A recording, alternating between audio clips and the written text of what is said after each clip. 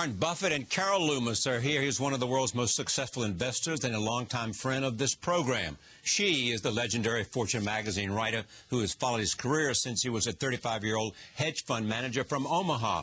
Back in 1966, she couldn't even get his name right. When Carol Loomis made the first mention of Warren Buffett in Fortune, she spelled his name with only one T. It was an unlikely start to a beautiful friendship and to Fortune's coverage of the man who we have come to know as the chairman of Berkshire Hathaway.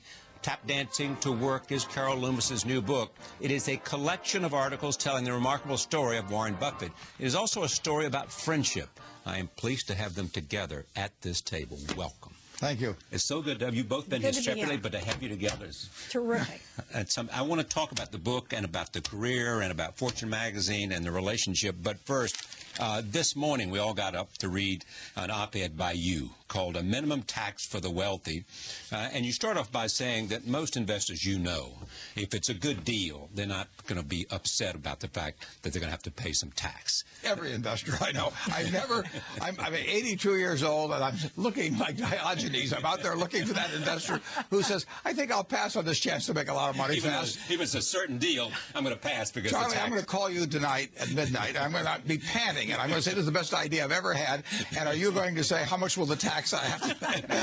I don't think so. Here's how you end the article. You say, in the meantime, maybe you'll run into someone with a terrific investment idea who won't go forward with it because of the tax he would owe when it succeeds. Send him my way. Let me unburden him. That offer goes to all viewers. You start that, but you have a serious purpose here. Sure. What is the minimum tax that you think ought to be done today by Congress and not wait for all the time it might take and all the deals it might take to reform the tax code? I think on incomes of over $1 million, that the excess over $1 million should be have a minimum tax of 30%. As you know, we're talking about bringing the top tax rate up to 39.6, and right now the tax rate's 36. So if you make from $1 million to $10 million, a minimum tax of 30%. On the million to 10 million, right. And then over 10 million, 35%. And the reason I'm suggesting that is because the 400 highest taxpayers in the most recent year, we have figures for 2009, who had average incomes of $202 million. Half of those people paid at a rate below 20%, a quarter paid at a rate below 15%, and believe it or not, average income of $202 million paid nothing. I mean, they were members of Romney's 47%. I mean, and I suspect he got their vote, but they're just a bunch of moochers, just a bunch of moochers. You think that they voted for him, did they? Yeah, but well, we've conducted a survey 3 times in my office in 3 different years, and the office has between 16 and probably 21 employees during that period. And each time, my tax rate was considerably lower. I'm talking about payroll taxes plus income taxes, considerably lower than anybody else in the office. And these people made various incomes. And the tax law, in many cases, is not progressive. I think the tax law should be progressive.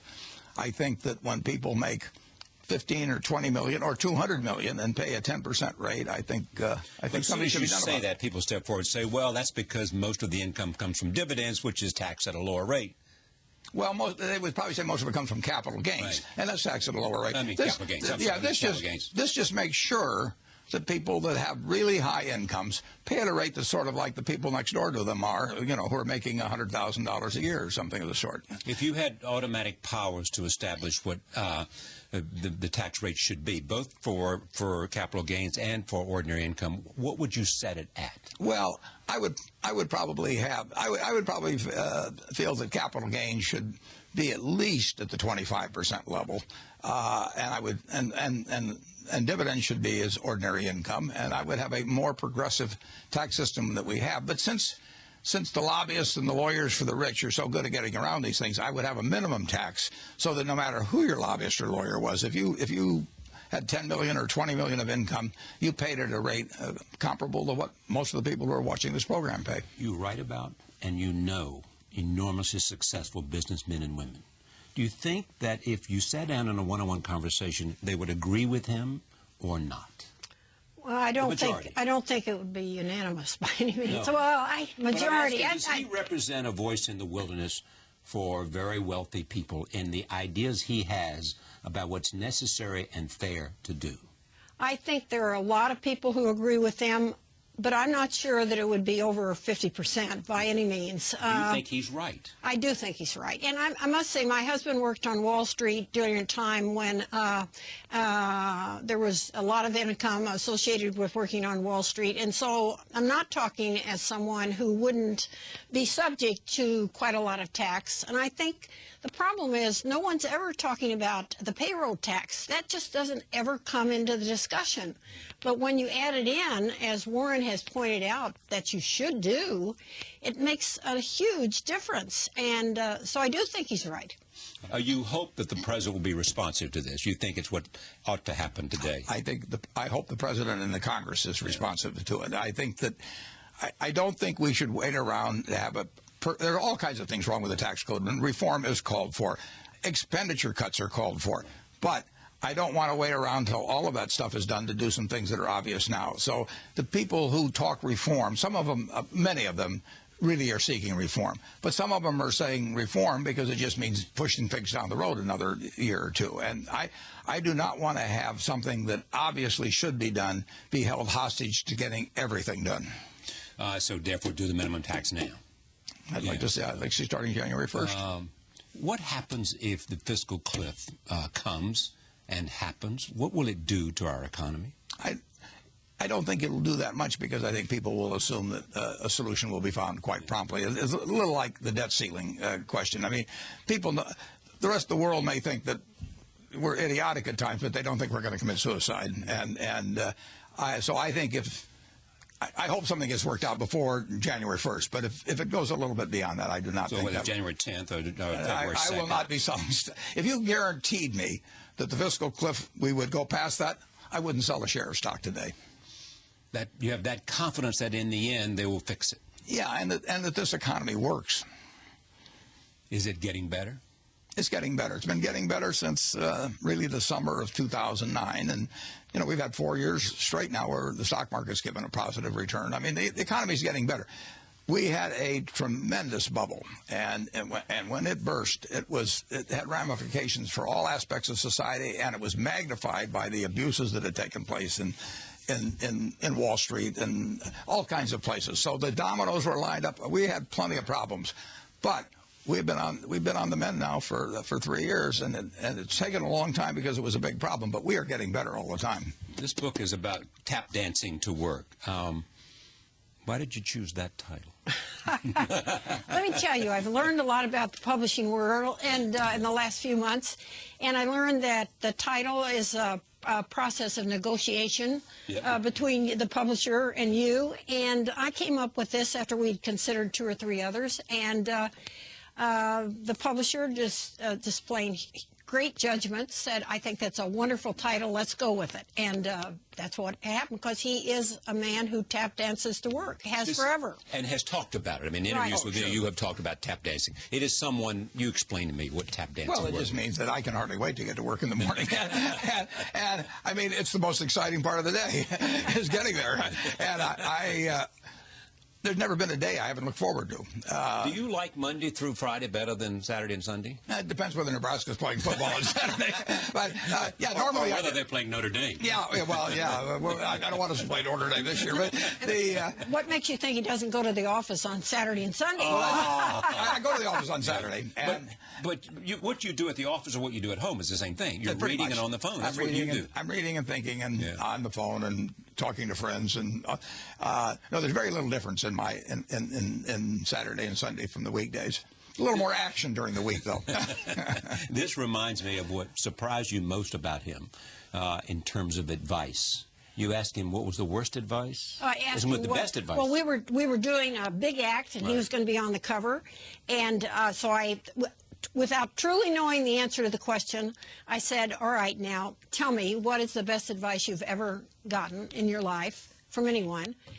And he proceeded to talk for a long time about the worst advice that he had ever gotten. And so I went back and told my managing editor this with probably kind of with my head down and thinking, well, I hadn't come back with quite the right thing. And we put him on the cover anyway. So But what's interesting is the way you answered the question, which is smart people told you don't go in the securities business. Right. And what did you read from that? Because you went into the security business. And not only smart people, but people that love me and that I love them. So, I mean, they were giving me their best advice. Because they thought you weren't ready for it, or the security business was a bad business at that time? They thought stocks were selling too high because the Dow Jones was above 200. And I always feel on almost anything that if you're going to do it, get started. And I mean, the idea of sitting around and waiting for a different time did not register with me. Now, it's also possible that I was 20 years old then, and you know, I was behaving like I was about 14 and looked like I was about 16 or something. Yeah. So that may have been their nice way of telling me, grow up a little bit before you do it. But beyond that, though, they really did feel this. I mean, here were the two guys I admired the most in the world, and they told me they thought the stock market was too high. Was this your father and Ben Graham? My father and Ben Graham, and I just said, listen, I want to get going. You know, I didn't want to go to college. Well, but the point is, you'd already been going because you'd already been investing since you were 11 years old. That's true, but now I can do it full time. So the first time you met this guy, right. You were actually doing a piece. Before you met him, you were doing a piece on the hedge fund guy. What's his name? Alfred Winslow Jones. Alfred Winslow Jones. Right. Sort of the very famous. Very famous guy. And the name Buffett came up. Sam Stamen, a bridge player, was an investor in this strange thing called Buffett Partnership Limited. Yeah. And I just blithely went ahead and spelled it with only one T. So the first time that he was ever in Fortune, we misspelled his name, and you know, I say that's the editorial we because it was I who did it. And since she's never been wrong, I've been spelling it with one T ever since. Your husband, John Loomis, yes, met him first. Yes, he did. And came back and said what? He said, I think I've just met the smartest investor in the country. And, of course, I'm sure, like wives do, I rolled my eyes and thought, oh, yeah. And then I met him with his wife, first wife, Susie, and I realized how terribly impressive he was. And from that day forward, I thought that, too. This was before Berkshire Hathaway. He had taken over Berkshire Hathaway, but it was, nobody even knew the name. It was totally insignificant. Then we worked up from that one sentence with the word misspelled to 2 paragraphs in 1970. But by 1977, we had a 7,000-word piece by Warren himself. We recognized that he was a very good writer, and we went forward with that, too. And so this book has a dozen pieces by him, and the one I've just mentioned is only one. What was that piece, the first piece? Well, that was how inflation swindles the equity investor. And people still talk about that piece. I'm not sure what they say about that. No, I read that there's still people. They write him about it. They write us about it. It's a famous piece. It really is. Well, if you were writing today the same kind of piece, and perhaps you are, other than the letter to stockholders, what would you be saying about where we are? I would say that I would do a lot of historical things and all of that, but basically I would say that overwhelmingly for people that can invest over time, that equities are the best place to put their money. I should also talk about the letter to the stockholders. You came in to you knew her, you admired her, you thought she's the best business writer you'd ever met. Absolutely. And still do. Yep. Tell me about the letter to stockholders and what you want to do with that and who you're addressing in your own mind's eye. I'm addressing partners. They're 600,000 of them, but in my mind I usually have my 2 sisters, Bertie and Doris, and they're very bright. They don't work in the financial world. They've been gone for a year, metaphorically, and they've got a lot of their money in Berkshire, and I want to tell them what I think is important to them, what I would want them to tell me if our positions were reversed. So I try to do that, and then I occasionally branch into an essay on something that I think may be important to the investment world generally. Or even the country. Yeah. Okay. And you got involved in the beginning. Well, I got involved with the letter in 1977. Right. And Warren said, take a look at this. Well, Warren sent it to me and said, I'm trying something new with the annual report. Would you just look it over and tell me what you think? And I was very timid in what I came back with. I said, I think I suggested changing a "the" to an "a." Yeah. And then that seemed to work all right. And so the next year he sent it again, and then it became a routine where he would write it in longhand.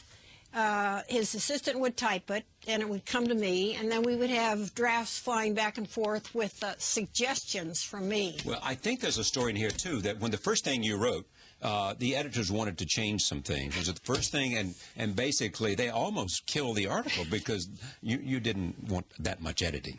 Well, and I think that was the 1977 article. Yeah, right, exactly. Yeah, Meg Greenfield, who was a famous writer and for Newsweek and the editorial. Yeah, I showed her the article I'd written, and Meg very gently said to me, "Warren, you don't have to tell everything you know in one article." Oh, thank you. You get wounded, but there's a story in there that one of the editors at Fortune went into the big editor and said... the one who was assigned to the piece and went out to Omaha to get him to change certain things, called up and said, I'm not having too much luck getting him to change anything. Maybe we should think about not running this. And the managing editor said, no, I think it's worthwhile. Yeah. And so we did 7,000 words without many pictures, and really not any pictures. And so what does she do now? Just dotting I's and crossing? Well, for one thing, I rewrite it about 10 times before I send it to her. Yeah, and then I send it to her, and she never tries to change the content or anything like that, but she points out when the flow is wrong, where there are lots of grammatical errors, all kinds of things, and sometimes she'll write, this is my least favorite part of the report, which is... and usually it is. So how many years has it been, this friendship? Well, what is that? 35 years. Oh, the friendship's been longer than that. Yeah. Friendship goes back to 1967. Yeah. So that's 40. She has a charm bracelet. She has, what, 4 charm bracelets? Oh, yes. With every replica of every cover of every report. So what's the secret to the friendship? Well, it's certainly on my part, all kinds of things. I mean, she's a wonderful friend, but she also is one of the smartest people I've ever seen, and she's objective, and in a very, very nice way, she tells me when I'm full of baloney and a few things. Is that how you see it, Carol?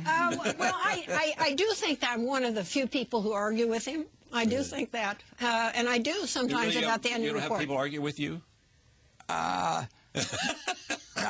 Well, Charlie, my partner, Charlie Munger, we've never had an argument. We have a lot of disagreements. And whenever we have a disagreement, his clincher always is, Warren, when we get through talking about this, you'll agree with me because you're smart and I'm right. And I would include Charlie in the few people who argue with him. I do think it's only a handful that will argue with him. No. Here is what interests me. Why does he have the record he does? And you have said in a conversation with me, he understands how to look at accounting statements and find the telling point, and That's maybe true. in a footnote. That's true. So that he'll see opportunity and see the future. He will. He has an ability to do that I think is matched by very few other investors.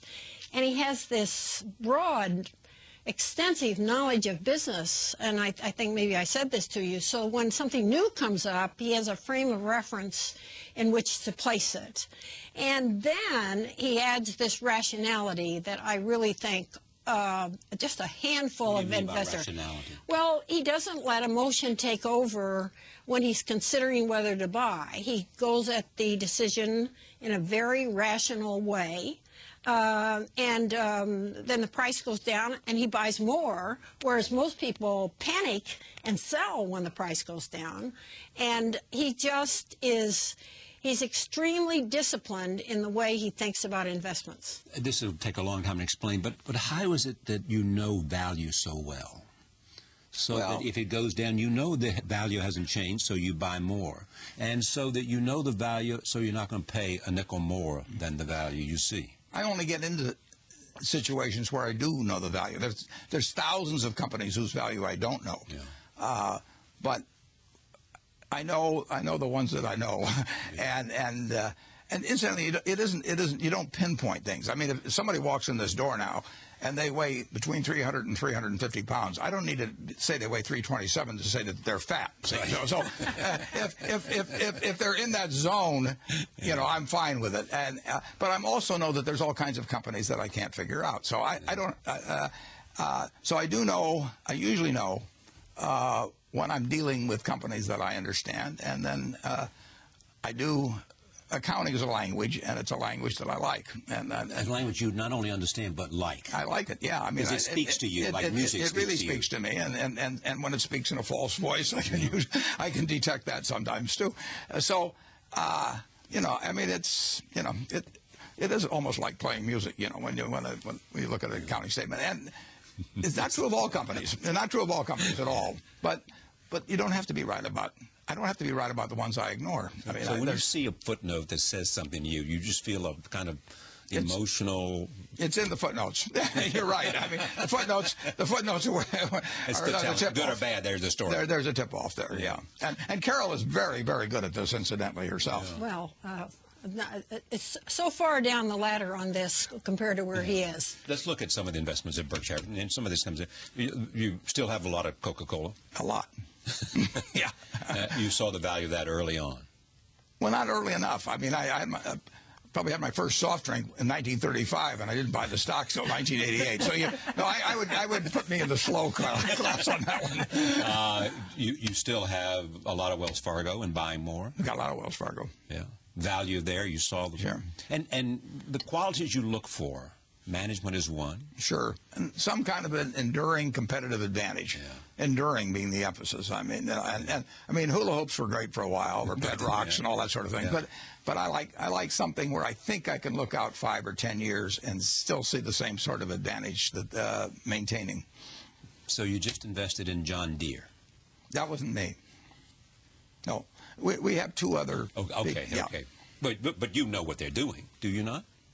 No, I don't know what they're doing. I don't want to know what they're doing. Why is that? Because you've hired to be sort of your. They manage. They're managing each, I think, around $4 billion or something like that. And you don't want to know what they're doing. No, I don't. They have the responsibility for managing that money. They've got to have full authority. They can't look at me and see whether I'm smiling or frowning over it.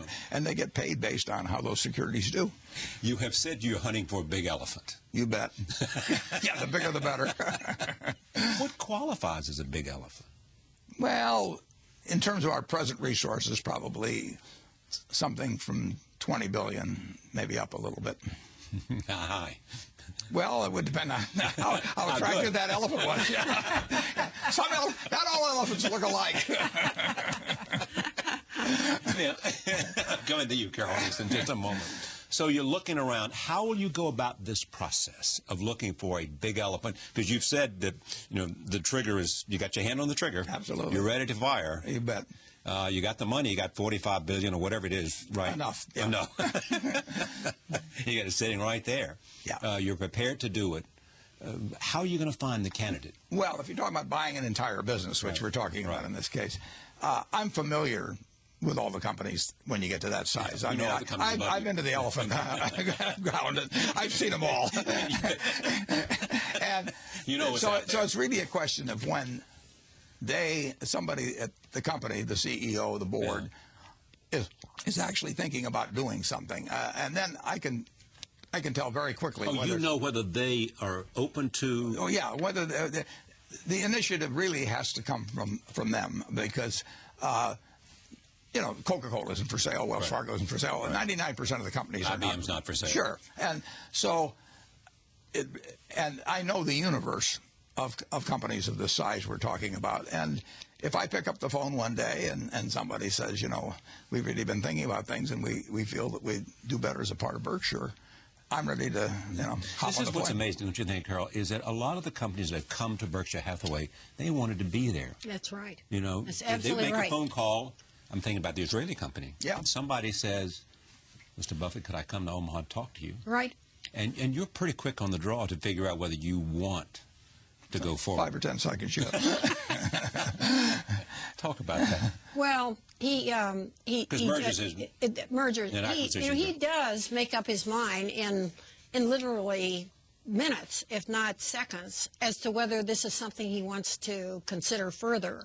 And he will, within that much time, say to the guy on the other end of the phone, well, I'm interested, or, well, I don't think this is for us. Yeah. And he knows, he's seen this great universe of companies, and this is what I was talking about. He brings his frame of reference to it and knows that this company has nothing of a kind of eternal nature to offer, like Coca-Cola has something eternal to offer. You also get in this book about biggest mistakes, right? I do. What's the biggest mistake this guy's made? Well, Warren himself would say that there are acts of omission where he has known that he should buy a stock and hasn't bought it.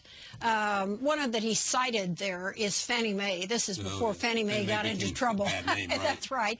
But he would have gotten out, I think, but he did get out of Freddie Mac, which was a case where he bought a lot and did get out at the right time. And so the biggest mistakes, well, a couple of times he's been hurt by people who erred in the way that they acted. There's just no question about that. Well, the person I'm thinking about had done a remarkable amount. David Sokol had done a remarkable amount for Berkshire Hathaway. And so I don't think it was something that Warren could have known, that presented with a certain set of facts, that David Sokol acted in a way that didn't work. I bet you asked yourself that question, didn't you? Yeah. You did? Yeah. How could I have not seen? I don't know the answer. You don't know. No. You review it in your mind, you don't know. And he did a lot of good things for Berkshire. Yeah, of course. Yeah. But you've said the hardest thing to do, and it doesn't happen that often, is to fire somebody. Yeah, it's absolutely miserable. And you know, I don't have to do it very often, but I'd pay a lot of money to have a designated fire. But the trouble is I can't do it because these people are friends of mine. One of these cover stories, and you have to remind me which one it was, Signal, I think it was the one you wrote, the big profile, of the transition from investor to CEO and manager, showing that Warren Buffett had those skills as well. Right. Well, there are several articles in the book that really pertain to that, but I think the one that you have in mind is the inside story of Warren Buffett. That was the first big profile. A big profile, and it was the first big article I ever wrote about Warren. I'd only written 2 paragraphs, that kind of thing. And it was 1988, and he was making the transition then. At the time, he had 6 companies that he called the Sainted 6 or 7? I think Sainted 7. 7, that's right, Sainted 7. And names like Fetchheimer that they don't ring wildly even now. And but he was clearly headed in that direction. And Charlie was helping him because Charlie was pointing out to him the virtues of things like See's Candy. And they were really, at that moment, transitioning to a company that had been distinguished by its investments to a company distinguished by the companies that it owned entirely. And even today, I think that Berkshire Hathaway is underestimated. Yeah. Warren is not underestimated. But Berkshire Hathaway and its power and might, I do think, is a little bit underestimated. But you have a reputation for delegation. Yeah, abdication, actually, call it. I like other people to do the work, Charlie. I mean, you're not out on the boat somewhere. You're not out, you don't delegate because you want to go do something else. What you want to do is the same thing you've been doing every day for a long time. Yeah, I like knowing what's going on, but I don't want to direct the orchestra. I want to listen to it. I once asked him about what was allocation of capital. How would he define it? He said, well, they send the money to Omaha, and I invest it. That's right. That's what allocation of capital is. Yeah, if they're wise, they do that. And the CEOs of the subsidiaries say they don't even have to worry about it. They just ship it off to Omaha, and that's it. We'll make it. You spend it. Is that your idea of what makes Berkshire Hathaway great? Well, it gives us 12 or 13 billion a year to work with, too. All right, these are some pearls of wisdom. Rules of investing. Rule number 1, never lose money. Rule number 2, never forget rule number 1. And career advice, I think this is very important. I always tell college students to take the job that you would take if you were independently wealthy. You're going to do well at it. True. Right. You and I. That's right. True. That's absolutely true. And you know that in most companies, merit is recognized. And so what you need to do is to get into a company and show how good you are. And you will get pushed up. That's exactly what I said. Charlie, I moved to New York when I was 23. We had a child. We had another one on the way. And I took a job with Ben Graham, who was my hero. And I did not know my paycheck until I got my pay until I got my first paycheck. I never asked what the salary was. I just knew I would love the job. Mm-hmm. He and your dad still remain the people who had the most influence on you.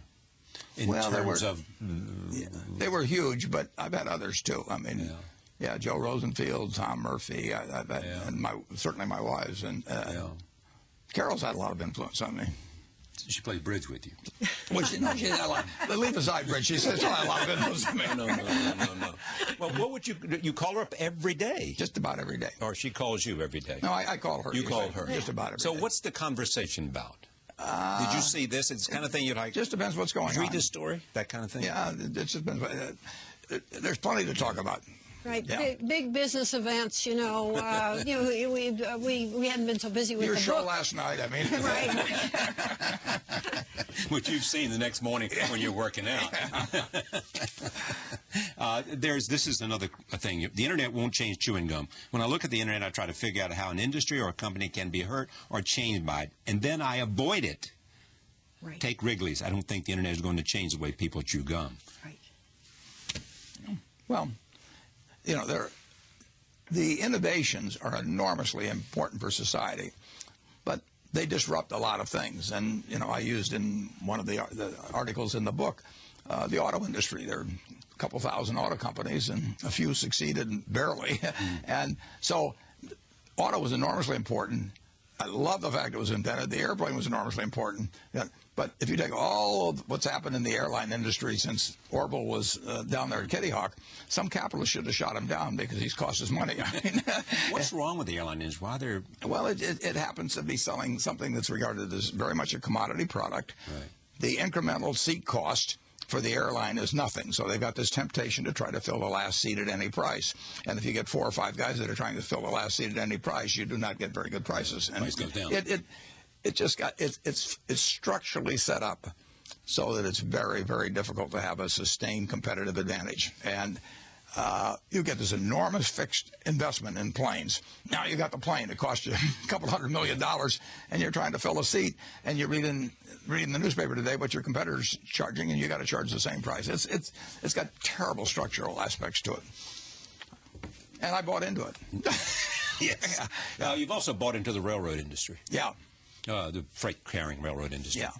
Burlington, was it BNS? BNS, Burlington, Northern Santa Fe. Right. Why'd you do that? Well, the railroad industry carries 42% of all the tonnage intercity. It carries carrying a ton of cargo 500 miles on a gallon of diesel. I mean, it's an enormously efficient way of moving things. And now you have 4 huge railroads in the United States. They're not going to build any more of them, and it'll be the backbone of the movement of goods 50 years from now or 100 years from now. What's his history with derivatives? Well, he has a checkered history with derivatives, I say. First of all, one of the best stories in the book is from 1987, right after the crash of '87, and it's a letter that he wrote Congressman Dingell, in which he warned, absolutely, in which he warned about what could happen with index trading futures trading of index, which was just then being about to be approved by Congress and was approved by it. And Warren warned about that, and if he had been listened to, I think we would be far better off today. And he has always, so that's an early thing about derivatives. So you saw, go ahead. I think I actually wrote the letter in '82. But oh, you wrote the letter in '82, but we printed it in '87 after the crash. After the troubles came from it. So you wrote the letter, but it wasn't printed, and it was printed in '87. Fortune printed it and ran it. Yeah. But then on derivatives, what I say about Warren is that he really cannot ignore securities that are mispriced. I think that he has. You notice that? You know, he doesn't go out and buy raw cotton or anything like that, or not very often. But derivatives, in his eyes, have often been mispriced. So on the one hand, he'll be writing in the annual report warning about derivatives, and over on the other hand, he'll be buying those that are clearly mispriced. Mr. Buffett, I plead you. Yeah, well, we have 200. I know every single derivative we own, and they're all the product of my purchase. Now, we bought a company called General Re, which had 23,000, and it cost us $400 million before we got out of those. And we tried to liquidate every one. There's still a few left outstanding. As fast as you could. Absolutely. But the 200 and some that I picked, you know, I think we'll make money on. But I'm familiar with every one of those. I think when you have an instant, well, Lehman had probably $1 million. I mean, and you get huge counterparty risk. At General Re, when we went in, we had over 900 counterparties. I didn't even know who 300 or 400 of them were. I couldn't pronounce their names. I mean, that is not my idea of prudent finance. But doesn't Dodd-Frank speak to derivatives? It does, to some extent, but unlike Warren, I haven't read the whole thing either, and I have not written about it, in which case I really would have an opinion, but I could not express a strong... The Volcker rule appeals to me. Does it appeal to you? Yeah, it appeals to me. It's the right thing. In general, yeah, I think the more banks stick with just pure banking, the better I like it. I mean, they have a franchise from the United States government in that people look at their deposits as guaranteed by the U.S. government. It's not totally correct, but that's what they... And when you have the ability to take in money from people who feel that they have the U.S. government behind it, they're going to give you money whether you're creditworthy or not. And therefore, you need some real regulation to make sure that people don't go wild with that franchise. And banks, with those funds and with that trust, can do some pretty extreme things, particularly when they've got the upside belongs to the management. I don't worry about moral hazard with stockholders. Stockholders get killed in all these banks, but the managements, you know, they made lots of money and they didn't go away broke. How do you assess, I mean, this is part of that, I think, what happened in 2008 and the subprime? Well, it wasn't just subprime, but it was, we lent, we had a housing bubble like the world has never seen. Well, housing was 22 trillion at the peak out of maybe total assets in the United States is 60 trillion or something. So it was an enormous asset. 50 million people, families, had borrowed against that, and they borrowed 11 or 12 trillion. So you had an asset that had a huge bubble that was owned on margin, basically, and people thought it could do nothing but go up, just like sometimes in the 20s they thought stocks could do nothing but go up. So when that bubble burst, it not only hit housing, you know, it just started rippling through the economy, and we found out that almost every company in the United States was a big domino, and they were lined up very close to each other, and they started toppling. Do you believe the executives there knew what they were doing? Well, they didn't. They did not see the consequences of the dominoes starting to topple. I mean, people, when the dominoes topple, eventually they get to everybody, and people did not realize how big they were, how close to each other they were. I mean, people looked at Freddie and Fannie, which were the first ones to get in trouble in September, more or less, and then WAMU, and then, you know, and then Lehman, and Merrill was going and all of a sudden people realized that if they had bank lines that they thought they could call on, it wasn't going to happen. So it was as close to the wildest panic I ever saw. The wildest you ever saw. Oh, by far. You got out of the hedge fund business in 1960, in 1969. Yeah. You got out because? I got out because I didn't. I had a good record up till then. I had all these people counting on me, and I thought things were getting very speculative, and I didn't know how to make money in that period. And I was competitive enough to feel that I didn't want to do lousy compared to other people, and yet I didn't want to do the things they were doing. And so the only thing to do was give the money back, and I gave the money back. What do you think of hedge funds today? Well, I think that, you know, I made a bet, famous bet that Carol has been keeping track of, where I'm betting that a large group of hedge funds, I mean funds of funds, will underperform the S&P over time. I mean, how many people have taken that bet? Well, we got $1 million bet for charity, actually, out in something called long bets. But calling yourself a hedge fund does not make, and it gives you no special way to make money, and the fees associated with it are very, very high.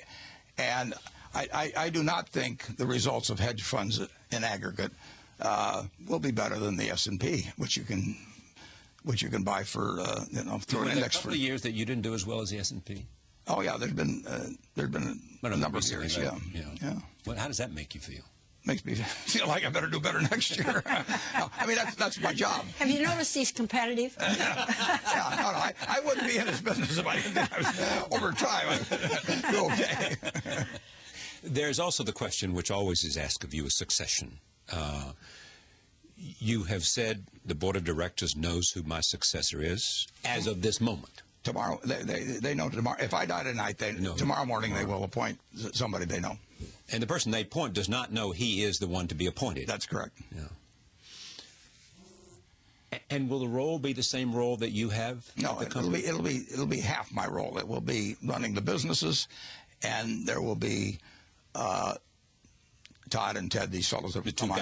They will run investments. They will run investments. My job will be split. Was running the businesses as important to you as the investment aspect of it, which you grew up on? Oh, running the businesses will be more important over time, sure. No. It is right now. Does it have the same psychic income to you? Yeah, running the business has more psychic satisfaction. This friendship with Bill Gates, you and I have talked about this many times with you and with Bill, but for this audience at this moment, from the moment that you two had dinner together at Bill's mother's house, and Bill's father started asking questions about what was a quality they most admired, and I think Bill said focus. And we both answered focus on that. Focus, that's right. And then you make a decision that, when it came time after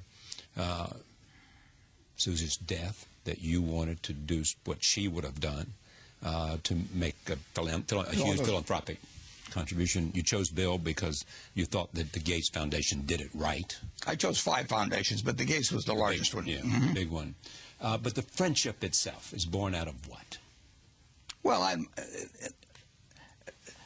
it's like with Charlie Munger anyway. I mean, you find the other person very interesting. You find them trustworthy. I mean, you have a good time with them. But it's important to point out that there are 5 foundations, and I've just doubled what I give to each one of my children's foundations. So they have over $2 billion each but they couldn't scale up the same way as Bill. He was already operating on a scale. And the amount for Bill's foundation was more than $30 billion. Yeah, it would be, and it's probably still about the same. It's 5% of a declining balance. So if the stock goes up more than 5% a year, the amount actually keeps increasing. What is it, knowing this man as long as you have, shared as many conversations you have, what are you curious about with respect to him? Well, I don't see how he has as much energy as he constantly has. I think he draws energy from being out, like talking to you. He's amazing about that. I worry about my getting tired while he's just out there just running around all the time. What am I curious about? Well, I wonder what he thinks in his innermost thoughts sometimes about some of his maybe not perfect investments, but I'm not curious about a lot because I know an awful lot. She knows every chapter of the book. Believe me, no, she knows it all. I know a lot of it. I know you do. And doing the book, as a matter of fact, kind of refreshed everything that I knew. Yeah. There is this item too. Berkshire Hathaway has overcome General Electric. It is now the 6th largest company in terms of market value, market cap. I haven't looked, but that doesn't surprise me that it's in that area. Well, does that mean anything to you? Well, it means. I bet it does. What means? I bet it does. What means something is having it outperform the general market over time. I mean, my job is to do better for my investors than they would do if they were doing it themselves. And since we retain all the earnings, we've gotten very large, but we'll get a lot larger. When you first met him, I think Berkshire Hathaway is $22 a share, something like that. That's right. It is now $130. I don't know what it is today, but $130,000 a share, and that's the same stock, $22 to $130,000. Class A stock. it's remarkable. Let me just come back to the nation's health and the Sure. global economy. Europe is still drifting downward to some degree. I mean, we have businesses that operate worldwide, and actually, Asia's coming off, the best rate of growth, but they're coming down somewhat. Europe is no longer in double digits. Europe has been sliding, for some time, and the U.S. actually I would say, is strongest relative to where it was 6 months ago or 9 months ago. The housing is coming back big time. And the emerging nations, I mean, even Brazil, they're all ahead of the high. Yeah. But 5 years from now, 10 years from now, the world everywhere will be doing better, in my view. Because? Just because capitalism and market systems work. I mean, it's been working, since 1776 here, and it wasn't because we had stimulus programs in 1794 or something of the sort. It's because, our system unleashes people's potential, and we've got 312 million people that want to do better tomorrow than today, and over time that works. Human potential is still untapped to a big degree, and our system does unleash it over time. And we do it in fits and starts, but this country goes forward, and it'll continue to go forward. The luckiest person in history, on a probability basis, in my view, is the baby being born in the United States today. More so than China, more so than in places where the base is lower, and they'll have a greater opportunity to. What has created the most number of billionaires in the last 3 years? Well, I don't know about the last 3 years, but the finance created a lot of them. Yeah. And I would say that relative to their contribution to society, a disproportionate number. Yeah. Well, that's the point that made. I mean, that some people argue that the financial sector is too large a percentage of our economy. When you get a huge capitalistic system, just the crumbs that fall off the table can make people very rich. Particularly if they're very good at getting other people to hand them their money, and if they get favored tax treatment and a bunch of things. I said a long time ago that if you want to get rich,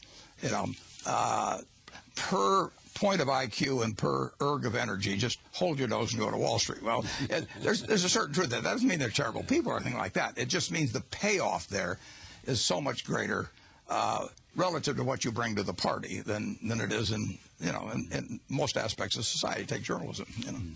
You're buying newspapers, community newspapers. Yeah. Is that simply because you had an opportunity to buy from that particular company, a number of them, or you believe in something, or simply this, like Rupert Murdoch, is in your blood? Well, it's in my blood, but I won't pay a price that reflects the fact that it's in my blood. Have you ever paid?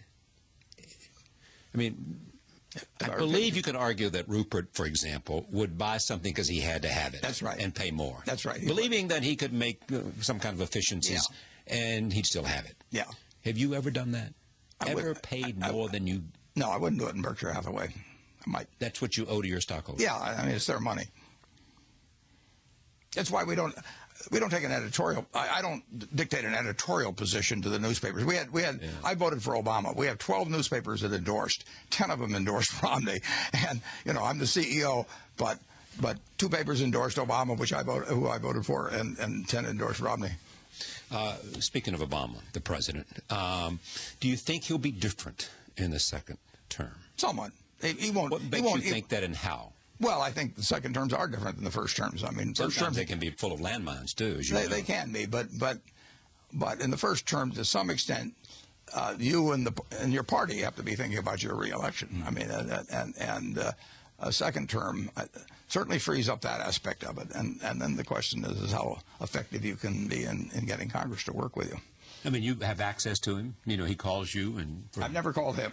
No, I've never called the president. Yeah, but say he calls and you go and you talk to him on the phone, and you go meet him, and other CEOs. Do you think he has a new attitude about business that's come about because of the first 4 years? I think that in the first term, he felt that business misunderstood him, and I think that business felt that he misunderstood. Yeah, they were misunderstood. I just think, I think they. Do you think he believes and understands that business is the place where jobs are created? No question about that. No, he knows he's dependent on capitalism working, right, and that business is part of that. I think that to some extent, when people do feel misunderstood by the other party, it can develop its own dynamics. So that's what happened here. And that, I think that, but I think both sides should just say, forget it, you know, wipe the slate clean. And sometimes it's a good idea in human relationships generally. I think it's a particularly good idea when the country's well-being is at stake. So I would recommend both sides just say, maybe I was misunderstood by you, but forget it.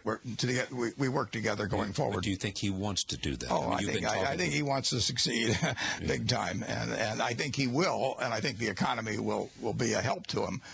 But I think I mean, that doesn't mean, you know, neither side can roll over in terms of the things they feel strongly about. But I feel the rhetoric certainly should be very civil all the time, and I think that you look for ways to work with each other. Would it send a big signal to the country if he would appoint as Secretary of Treasury someone like Jamie Dimon or Jamie Dimon? Well, I think that might be a big signal. Mm-hmm. Appointing Jamie Dimon as Secretary of the Treasury. Well, I think Jamie Dimon actually would be. I think he'd be terrific, because I think he. If we did run into problems in markets, I think he would actually be the best person you could have in the job. He knows as much about markets as most people. And I think the world leaders would have. And so when you see a problem that's like Jamie's had with London and the whale and all that, what do you mark that up to?